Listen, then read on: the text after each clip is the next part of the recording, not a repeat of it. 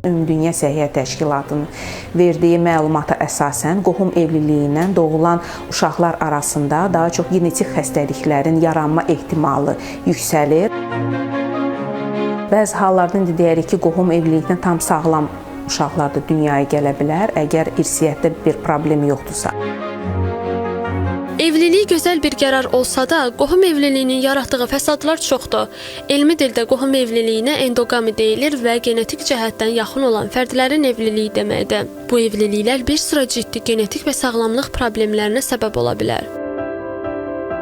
Bu müəyyən xəstəliklər var ki, bu əqli geriləmə, fiziki zəiflik, belə bir problemlər özünü göstərə bilər. Bəzi hallarda əzələ xəstəlikləri, əzələ sistem xəstəlikləri, sonra sümük xəstəlikləri, bəzi hallarda məsəl üçün talisemiya daşıyıcıdırsa hər iki valideyn, onda talisemiya xəstəliyi kimi qan xəstəlikləri də özünü göstərə bilər.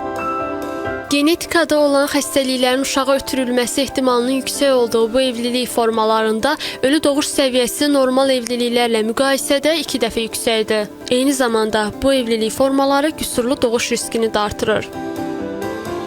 Sümük əzələ sistemi xəstəliyidirsə, hamiləlik zamanı qadın uşağın hərəkətini hiss etməyə bilər. Məsəl üçün 20-ci həftədə, artıq hamilənin 20-ci həftəsində dölün hərəkətini qadın hiss etməlidir, hamilə qadın. Təkrar hamiləlikdirsə 18-ci həftədən dölün hərəkəti hiss olunmalıdır hər gün bir neçə dəfə gün ərzində. Əgər bu hərəkət hiss olunmursa, ultrasəs müayinəsində də dölün hərəkət aktivliyi yoxdursa, baxmayaraq ki, ürək vurğusu var, bu zaman biz düşünə bilərik ki, burada hansısa genetik bir xəstəlik artıq mövcuddur.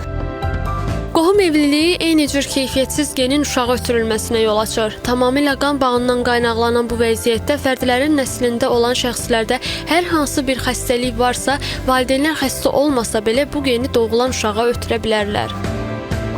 Genetik bir xəstəlikdirsə, onu ana bətnində ancaq biz diaqnostika edə bilərik, əgər ultrasəs markerləri buna bizə imkan verirsə. Və əgər bu genetik xəstəlik təyin olunubsa, təbii ki, erkən həftələrdə mümkündürsə onu təyin etmək, biz təklif edə bilərik ki, həmin hamiləlik sonlandırılsın. Əgər həyatla uyğun deyilsə, həmin uşağın yaşaması və qərarı təbii ki, valideynlər verir.